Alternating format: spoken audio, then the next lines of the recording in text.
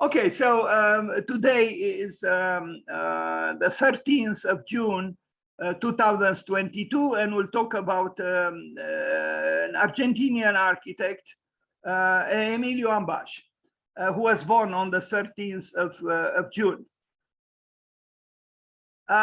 His architecture indeed could be described, at least in an obvious way, as green over gray. This is actually his expression, green over gray. And I actually like it very much, but I'm not so sure that his architecture is truly green over gray, although apparently it is so. But please remember this, this expression, because with its succinct message, it says a lot, green over gray.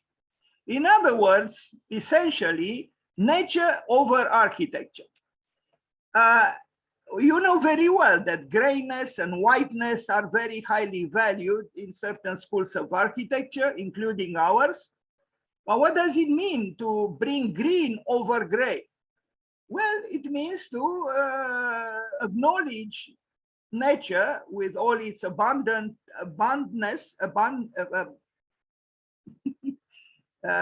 yeah, I can't find the word, but you understand, with its abundance, and to bring it in dialogue, if we are to call it so, in dialogue with the building. I was joking a little bit, not completely. I wrote to somebody this morning. In fact, I said, if you make a building today, you make a project for a building, and the facade, the elevation doesn't come out very well, don't panic. It's okay. Just bring the ivy and allow the ivy to climb on the walls of that facade. And it's true, I didn't yet see an ugly building that is covered partially or more by plants, by ivy. No, always nature somehow transforms even the ugliest building into at least an acceptable building. So aesthetically speaking, so green over gray could be taken literally as some kind of an encouragement to you know, soften architecture, and you know, in terms of you know, the challenges of the climate change and the challenges of sustainability. Of course, green over gray is a good thing, but it's a good thing even metaphorically, not just literally. Now, I will try to explain this a little later, or to talk about this a little later. So Emilio Ambasz, as you can see, he was born on June 13, 1943 in Argentina. He's an Argentinian US architect and award-winning industrial designer. From 1969 to 1976, he was curator of design at the Museum of Modern Art in New York. Ambasz was a precursor of so-called green architecture. Now, I personally think that we use the word green a little bit rhetorically, because I think conceptually, at least conceptually, architecture is always red. Even green architecture is in factuality, conceptually at least, red. In what sense is red? Well, it is a product of artificial, often artificial manipulations of matter. Fire is always implied. If we think about the metal, no, the steel, you cannot have metal steel without fire. On the other hand, as Frank Lloyd Wright quite well knew, at the center of his all his private residences, there was fire. So, and we cannot claim that Frank Lloyd Wright was not concerned with nature, whom he loved. In fact, he loved nature so much that he said, never, nature will never fail you. Study nature, draw nature, dream about nature. Nature will never desert you. Nature will never leave you, will never betray you. And it's true, but he went even further. When he was asked, do you believe in God? Frank Lloyd Wright said, I do, but I spell it nature.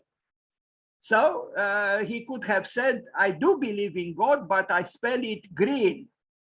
Anyway, so Ambash trademark style is a combination of buildings and gardens, which he describes as green over gray. He bucked the trends of the 1970s, so this was half a century ago, hiding his buildings under grass or putting them on boats. The Emilio Ambash Award for Green Architecture is awarded every year by the Architecture Israel Quarterly magazine. This was the man, this is the man, he's still alive. Sorry, I should not have said this was the man. A little bit, you know, a little bit cocky in a certain way in this photograph. Some drawings by Emilio Ambash. He is, why keep because the truth is, he is not so fashionable any longer. And it's actually paradoxical because we are these days obsessed by green architecture, and Emilio Ambash is almost forgotten.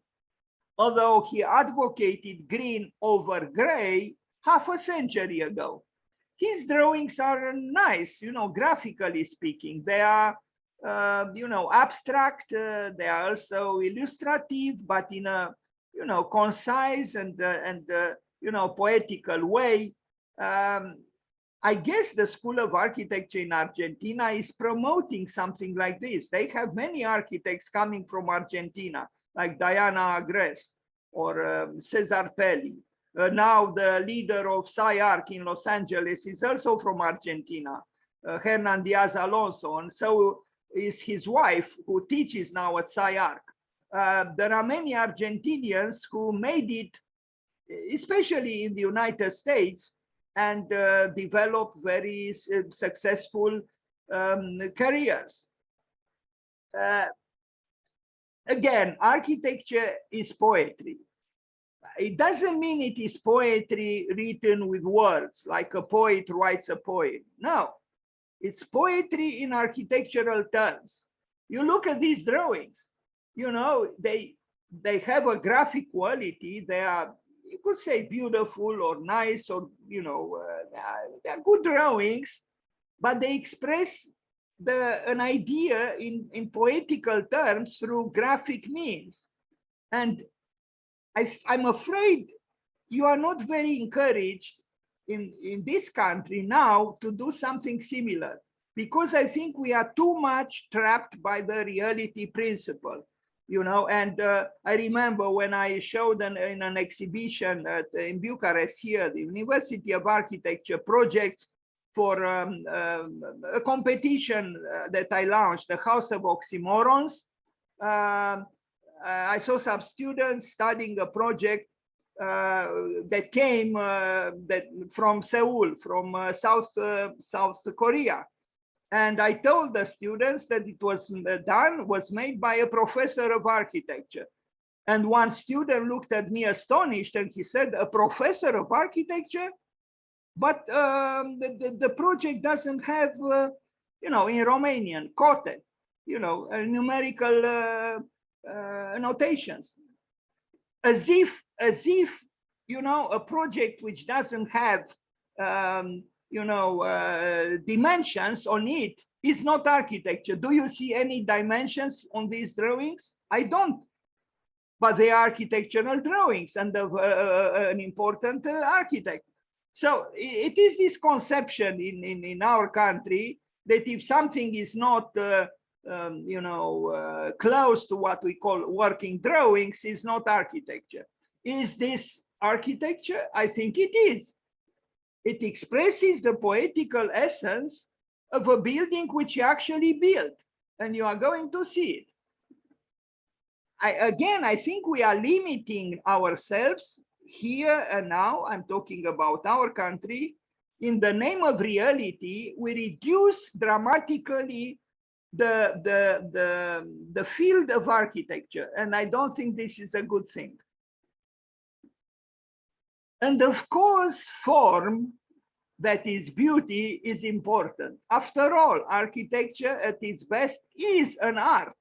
I asked some students some years ago in Sala Frescelor, what do you think, architecture is an art or not? And there was some confusion. There was silence. People didn't know. Even students with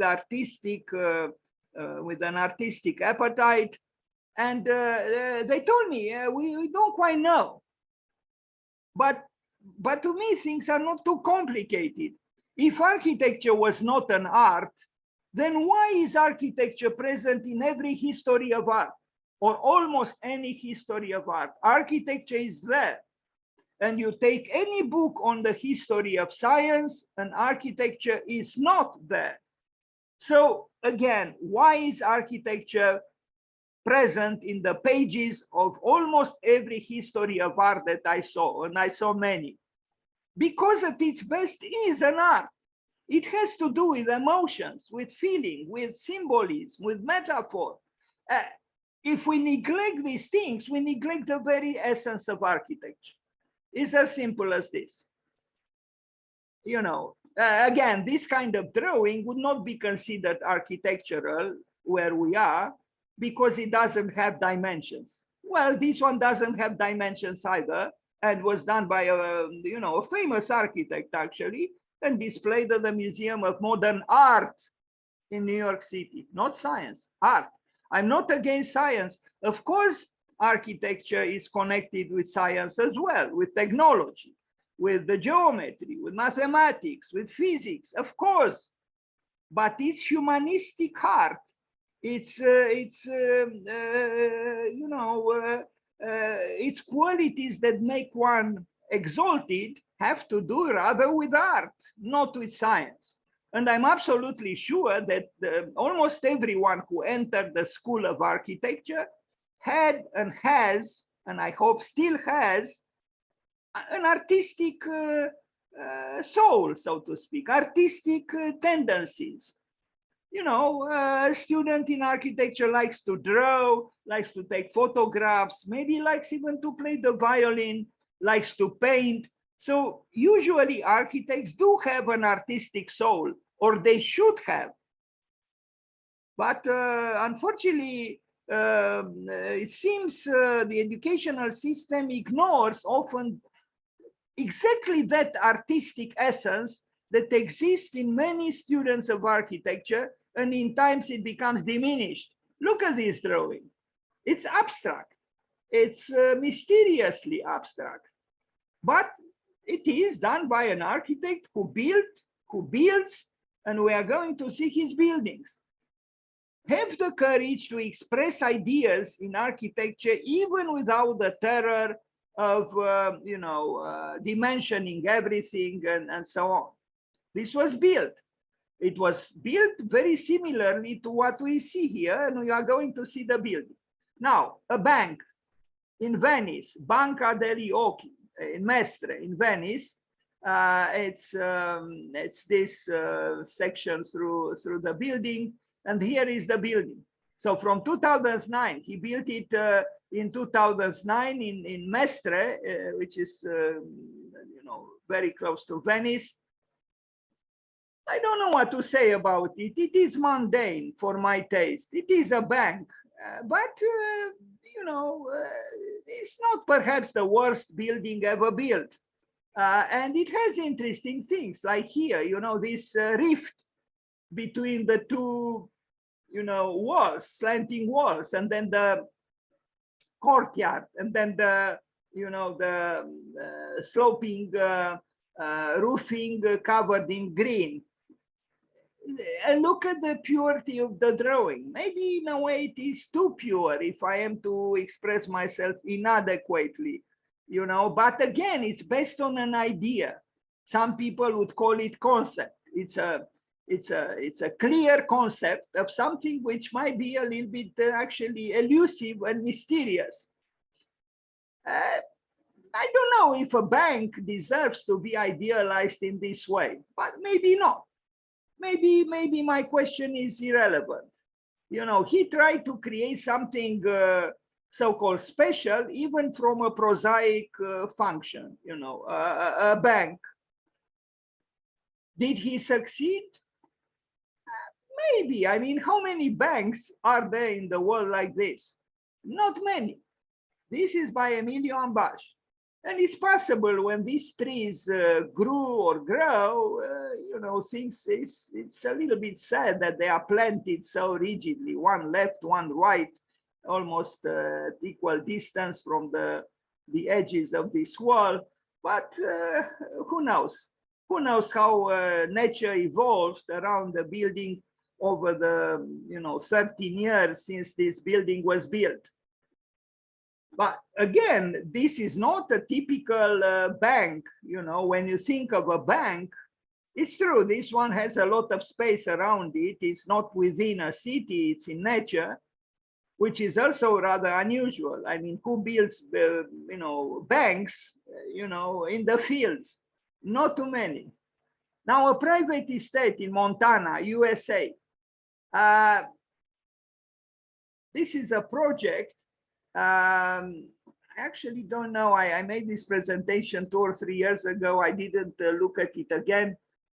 Maybe he built it, maybe he didn't, but let's look at the project. I find it interesting, actually. The visualization of the project, I find it interesting. Do you see any parking lot? No.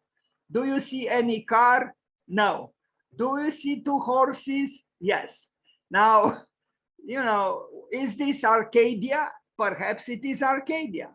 You know, it's not the brave new world. It's the brave old world. It's Arcadia. You know, this is Emilio Ambasz at his most utopian, and there is something I would say attractive about this. You know, this vision of a rebirth from some kind of a tabula rasa where we only have animals and I don't know what's going on here. Is it some kind of a, you know, statue, sculpture?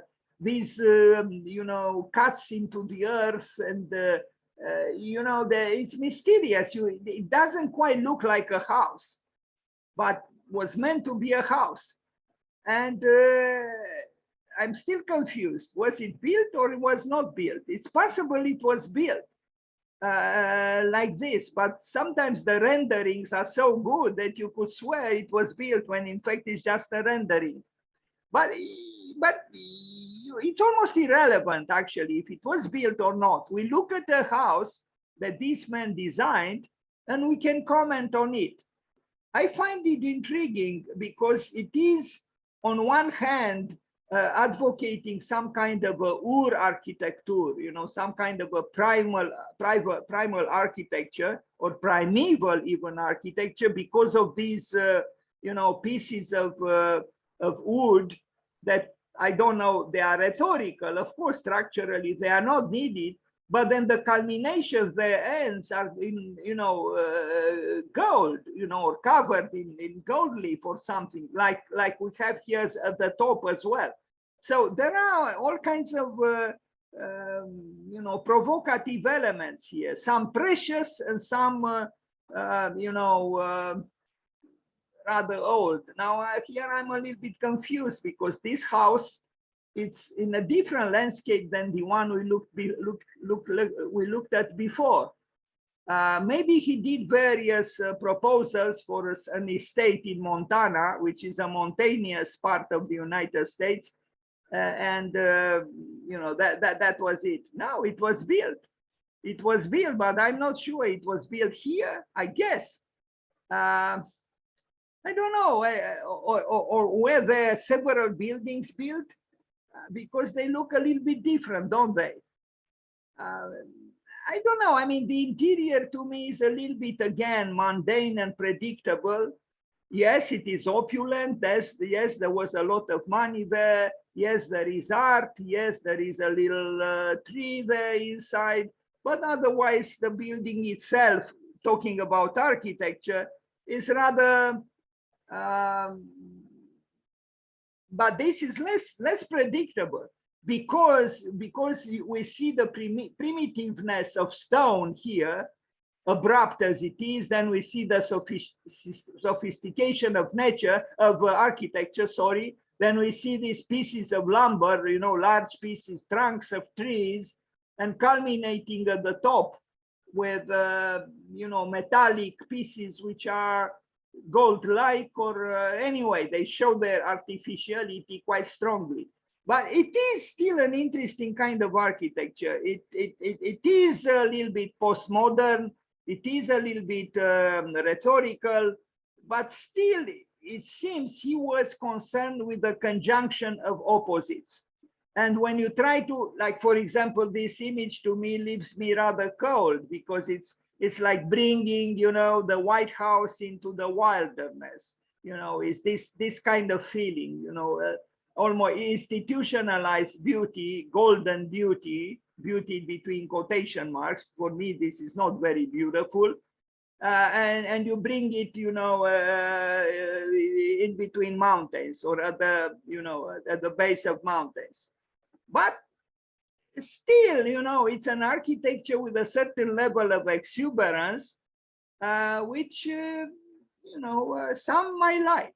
It's not my favorite kind of architecture, but this is beyond the point. Yeah, I guess he built 2 houses, and it's quite a large estate, as you can see.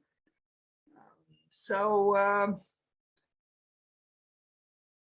yeah, still a lot of glass. So that's why, in my opinion, his architecture is not truly green over gray, because glass in its demagogy implies a lot of loss of energy, and thus is not actually so-called green.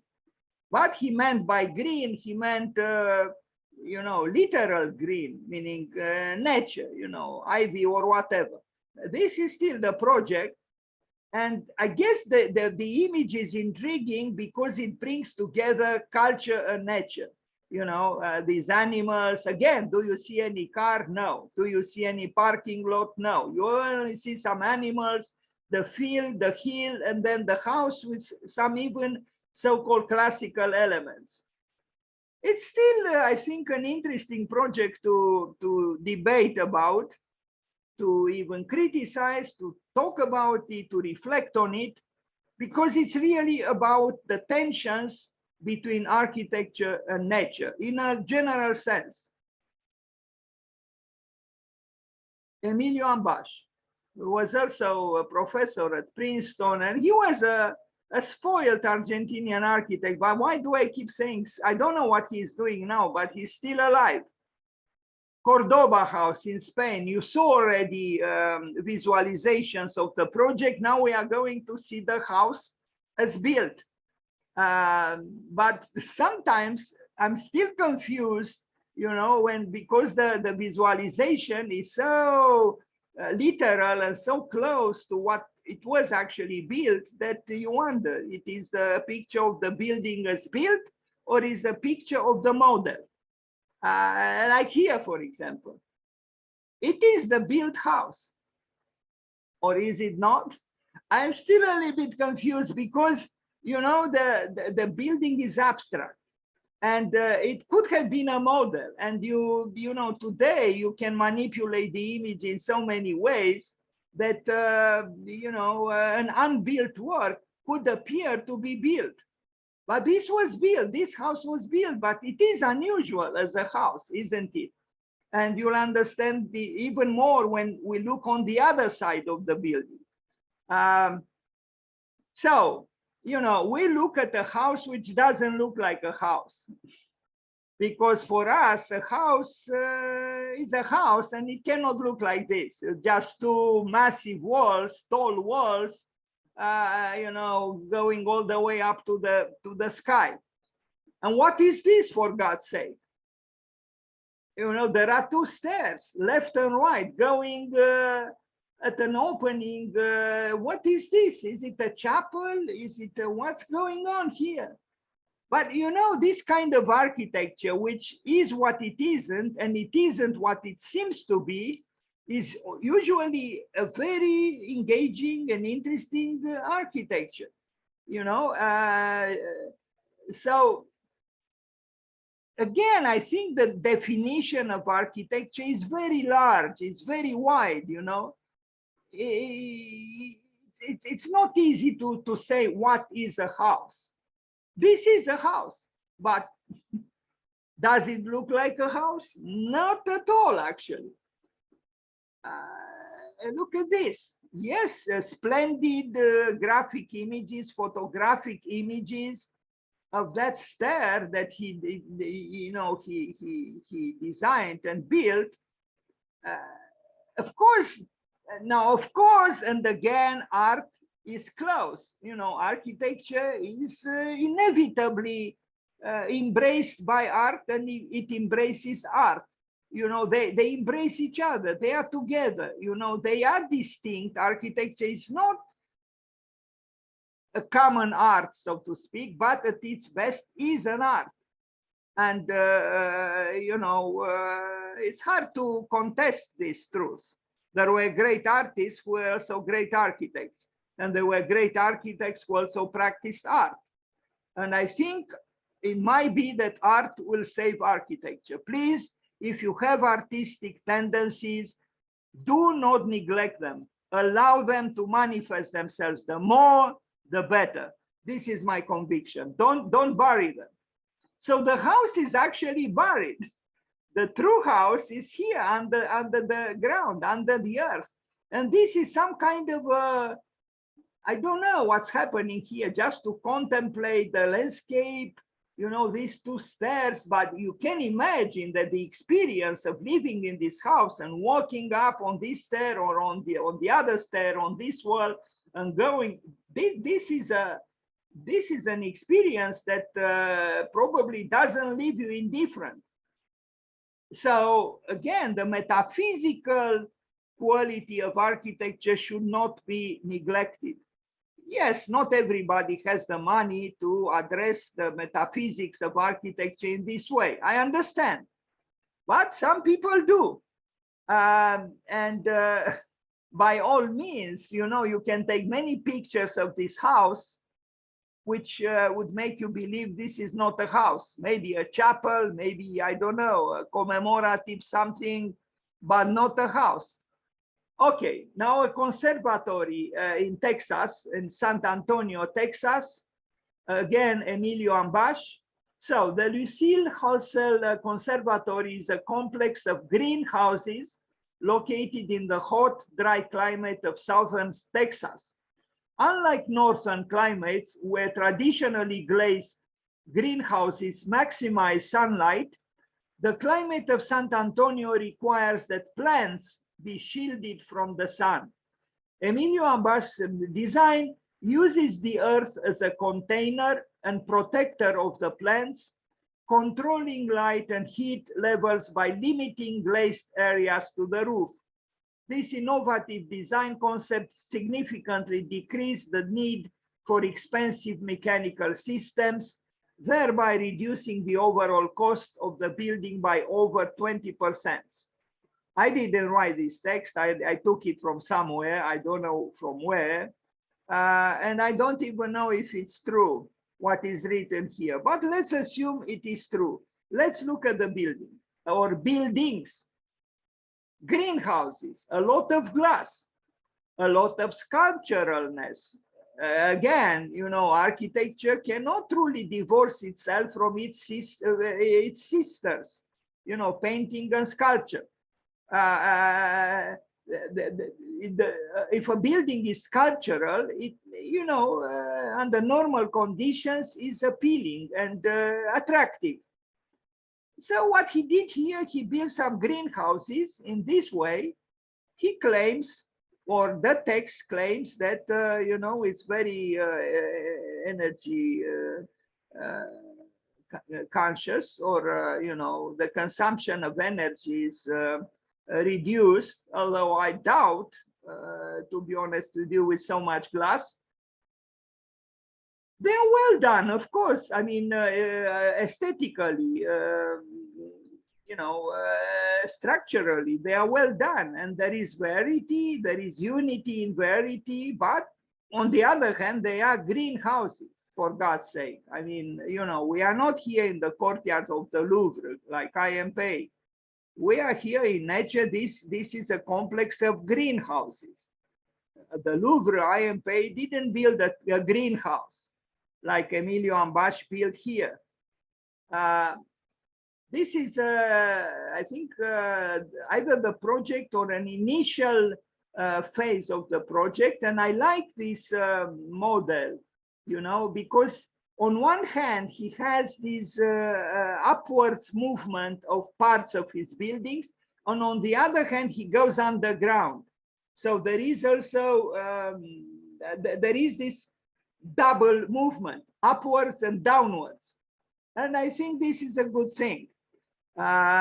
He benefited, as you can see, from large spaces, like he did in Montana in the previous work. Green over gray, although, you know, here the green is still overwhelmed by the gray. But let's hope in time the green will overwhelm the gray.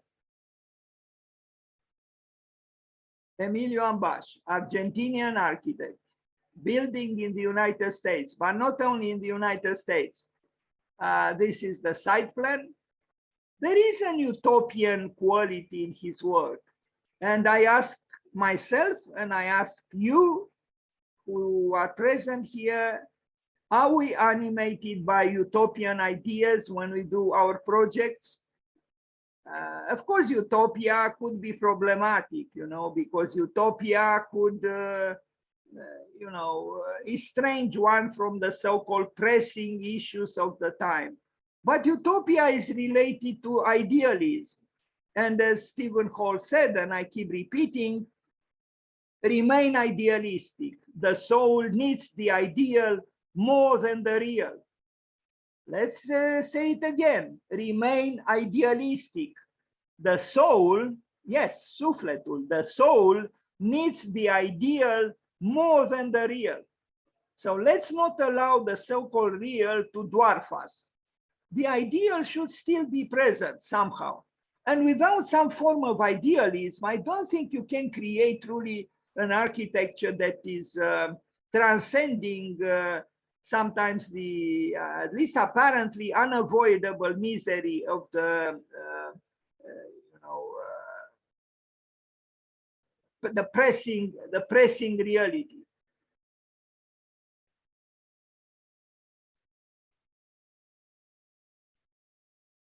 Emilio Ambasz in Texas.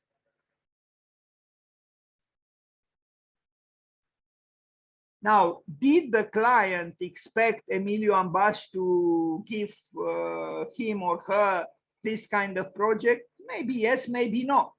I imagine an architect is commissioned based on his work. I keep telling young architects and students, manifest yourselves, make exhibitions, you know, create very creative portfolios, go to the city hall in the city where you live, or in the village, or in the town, show your work, manifest yourself, make proposals, be an initiator, make yourself known. Don't expect people to come to you unless you already made steps towards them. And it's important, you know, if you are to remain or to become creative, manifest your creativity every single day, powerfully. Don't betray your soul.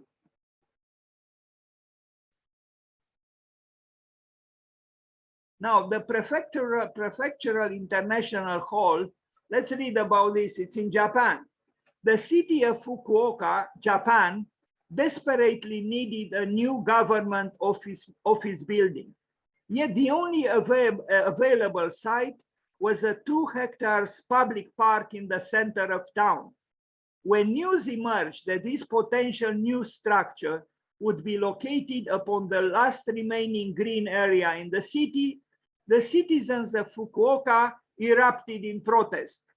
Ambasz won this commission by successfully achieving a reconciliation between these two opposing desires, maintaining the original size of the park while providing the city of Fukuoka with a powerful symbolic structure at its center. His design utilizes a series of garden terraces, stepping up the facade of the building, thereby giving back to Fukuoka citizens virtually all of the land that the building would subtract from the city. The result was immediate community approval and the complete avoidance of any construction delays due to community challenges. Again and again, it is proven that if you make a valuable effort and a valuable project and a valuable work, sooner or later, the community will accept it and will even embrace it. Give yourself into your work, and then your work might achieve what you hope for. So here is the building. You know,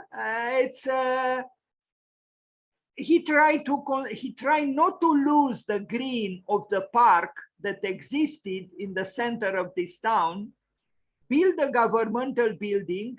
Now, how many governmental buildings look like this in the world? Not many that I know of. So it is possible, you know, it is possible. People are not stupid. People are not insensitive. If you make a proposal which makes sense, in which you describe to them that you can build a building, but in such a way that the park will not be erased, they will accept it. They will pay for it. They will help you realize your dream. So this was built in Japan, a country that we all know loves nature. They didn't lose their park, or so it appears. We'll talk a little bit about it later. And he built the governmental building. But again, you know, this kind of a proposal would make many people think, come on, you know, you cannot make a government building look like this, like a hill covered with the bushes and grass. No way. Well, we know we want a government building to be like, you know, the house of the Soviets that was liked by Stalin, with the white columns, nothing of the sort that Le Corbusier proposed. So don't fool us. We want white Doric columns. If not Doric, Ionic, or whatever, don't give us a hill covered with grass. But that's what Ambasz proposed, and the Japanese laughed, and they built it. This is the model. You know, it's wonders sometimes happen in the world. You know, to be honest with you, it is not one of my favorite projects by Ambasz necessarily, although it's not the worst, and it's not one, because I think there is a problem here, you know. I think there is a difference between a horizontal or whatever the natural landscape look like, and this willful geometrized hill that he built. But the intention was good. And I would imagine, although I don't see too many people climbing on this surface, well, it's hard to see in this picture, but there is a certain level of artificiality, of you know, almost ostentatious will, but the idea was good, you know. Let's keep the park, transform it, and make the building under the park. In a way, it is under the park. The plans of the building, you know, a large governmental building. I'm sure the functions were properly, you know, addressed and resolved. It's a large building. The inside is rather mundane, in my opinion. You know, it's a little bit, you know, commercial, if I am to call it so. But maybe because this governmental building also welcomed, who knows, maybe even retail, or I don't know. I don't know. But, you know, when you think that this courtyard, this round courtyard is within the hill that we saw from the outside, we realize that it's a building with some, you know, unusualness. Here is again the model. Again, be courageous, be creative, be even crazy if necessary. If that's what you feel in your deep heart, To be crazy, be crazy. It's better to be crazy than to create something which is not creative. It's much better. Look at the building. Well, you know, compared to this building and these buildings here, you know, it's still something. Maybe it's too monolithic for my taste. It's a little bit too monolithic, too willful.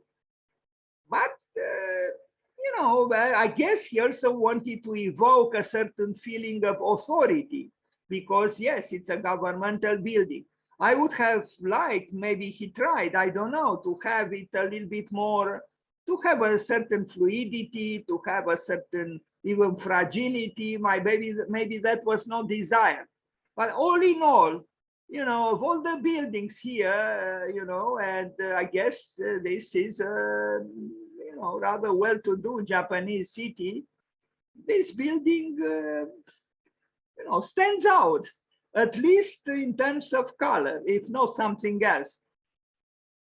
It is green over gray, maybe too literally and a little bit a little bit demagogically, rhetorically, but I would have liked the green also to turn the corner, so to speak, and you know, why is it only this plain green and why not here as well, you know?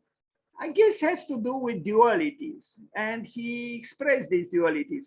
I like the wildness of, I mean, apparent wildness, because this grows on concrete, and I hope I have here a section through the building, a detailed section.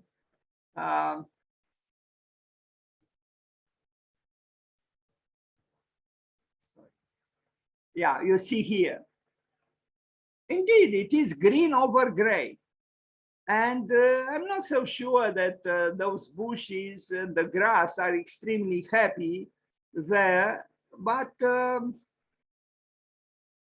guess the government didn't receive too many complaints from them, from the bushes and from the grass.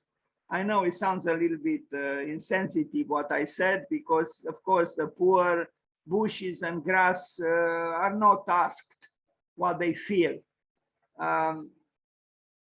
All in all, we live at a time when we need more nature. We need more oxygen. We need to cut down trees less and less. It's an imperative of our time. We are confronted with serious problems. There was no winter in Bucharest for 2 years in a row. We didn't have a winter this year, and we didn't have a winter last year. This is not sufficiently alarming. Let's stop our obsession with parking lots, garages, and cars. Please, let's stop. You know, it's serious what is happening. To have no winter at all, 2 years in a row. And I don't think the next year will be any different. And it's not a lie that the icebergs are melting. And it's not a lie that the levels of the seas is growing. It's not a lie, it's a reality. And we keep ignoring these things. We keep valuing more highways and parking lots and cars, damn cars, you know, which provoke a lot of pollution. Bucharest is one of the most polluted cities in Europe. And we are still more in love with cars and highways and parking lots instead of appreciating every tree and grass and bushes and flowers and so on. It's bad. It's bad that we do this. And we still throw to the garbage paper, which was obtained from cutting down trees. We cut down the trees to make paper, to be bought by the architecture students to make projects on that paper, and that paper ends in the garbage can. It's like throwing the tree to the garbage can. It's exactly this. Now you tell me if that is sustainable or if that is green. It's not. Now it's not even necessary to print. A whole studio can project the projects, 30 students on a wall with a simple projector and with a little bit of, yes, consuming electrical energy. You cannot totally eliminate some form of energy, but it's much less expensive to project large on a wall every project and have the evaluation done like this than to print, you know, print or draw manually on paper, which means cutting down trees, meaning to reduce the levels of oxygen, which we need badly. Another project, my call Cultural and Athletic Center, a cultural and athletic center erected by a department store chain in the new town of Shinsanda, I think, yes, again, is it in Japan? Japan, yes. Benefits not only its employees, but also the growing local community. The difficult challenge of this project was to accommodate the immense massing requirements of the buildings, 45,000 square meters, while sympathetically acknowledging the serene open landscape beyond. Ambash was able to return to the new town of Shinsanda virtually all of the greenery that this enormous building footprint would normally have taken away. The Japan Housing Authority was very pleased with the overall benefit that such a design solution would bring to the community, and as an incentive and ultimate reward for this inventive solution, they reduced the cost of the land by almost 2/3. Here is a section through the building. We see again the concern of Emilio Ambasz for uniting architecture with nature. And again, his beloved hill is coming in the foreground, and I'm glad it does. You know, we need more hills, we need more green, we need more oxygen, we need more trees, we need more forests, we need less paper, we need less abuse of the air with cars, highways, parking lots. Let's stop the madness, please. The exterior, I think, is more pleasant than the interior. The interior is a little bit, for my taste, postmodern, you know, these columns, you know, and even I love color, but even the curvatures, the undulated curves are a little bit, you know, they have a sweetness, a postmodern sweetness. Again, the plan of the drawing of the plans, the drawings of the plan or the plans is would alarm someone that is not, it cannot be a serious architectural plan because it doesn't have dimensions. Don't worry, the building was built. Ambash knows how to put dimensions on the drawing. So we shouldn't worry about it. Again, Japan, this remarkable country which keeps experimenting, keeps being open. And I admire Japan for this very much. They have their own great architects, but they also import a lot of architecture. They are open. And, you know, they are an example to the world for that.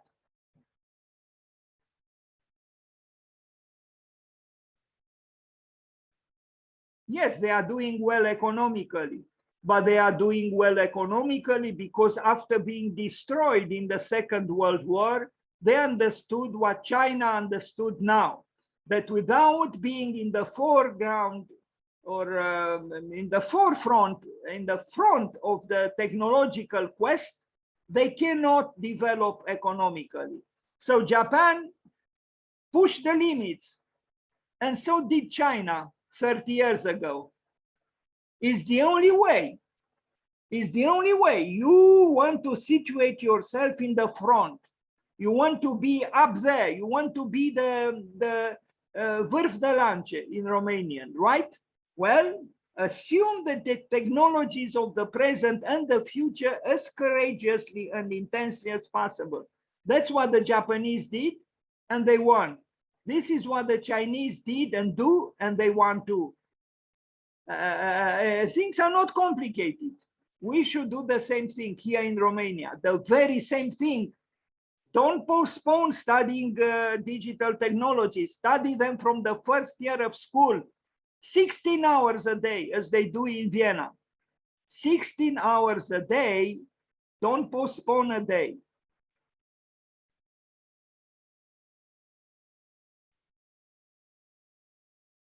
So of course we need nature. We need the Dionysian turbulence of nature sometimes. Yes, because this nature actually connects with our own inner turbulence, with our own inner nature, you know, more than what we see actually left and right.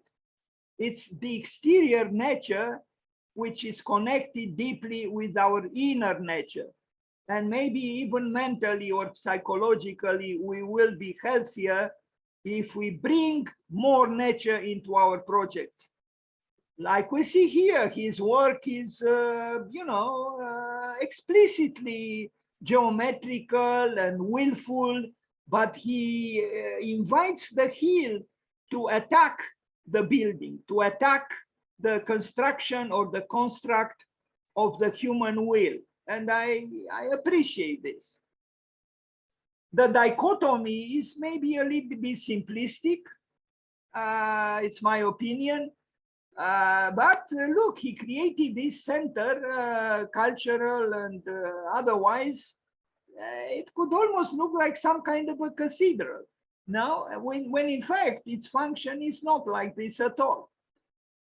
The interior, it is as it is, but again, we should admire the Japanese for inviting Emilio Ambasz, for being open, for experimenting, for accepting challenges. We should do the same thing. Don't limit your possibilities. Fight for what you believe in. I send this message to the young architects and to the students in architecture. In order to work with joy, and without joy, you cannot be creative. You have to assert what you believe in, what you feel, your emotions, your feelings, your sentiments, express them. That's it. So let's wish happy birthday to Emilio Ambasz. And if you want to talk a little bit about his work and other issues, please do